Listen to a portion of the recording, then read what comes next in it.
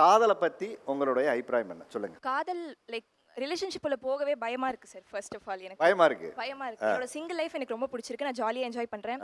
எனக்கு பேஷன் இருக்கு. நான் அதை நோக்கி போயிட்டு இருக்கேன். அதுக்காக படிச்சிட்டு இருக்கேன். ஸோ நான் டிஸ்ட்ராக்ட் ஆக வேணாம் காதல்னாலன்னு பார்க்குறேன். அண்ட் ஆல்சோ எனக்கு அந்த மாதிரி இது வரைக்கும் ஒரு பையன் கிடைச்சதில்ல சார். மேபி நான் நிறைய மேல் ஃப்ரெண்ட்ஸ் இருக்காங்க, நிறைய பேர் பார்த்துருக்கேன். பட் எனக்கு லைக் செட் ஆன மாதிரி இவங்க என்னோட பெட்டர் ஹாஃப்னு எனக்கு யாருமே தோணுனதில்லை. ஆல்சோ என்னோட சிங்கிள் லைஃப்பை நான் ஜாலியாக என்ஜாய் பண்ணுறேன். சிங்கிள் லைஃப்பை ஜாலியாக என்ஜாய் பண்ணுறீங்க சார். இப்போ வரவங்கலாம் என்னென்னா சும்மா டைம் பாஸ்க்கு பண்ணுறாங்க. காதல் இப்போ பண்ணலாம், அடுத்தது பண்ணலாம். காதல்னா அப்படி இருக்கக்கூடாது. எந்த ஒரு சுச்சுவேஷன் கஷ்டமாக இருந்தாலும் நமக்கு அதை ஹோல்ட் பண்ண தெரிஞ்சிருக்கணும். இன்றைக்கி சோஷியல் மீடியா ஸ்வேக்காண்டி நிறைய பேர் காதல் பண்ணுறாங்க.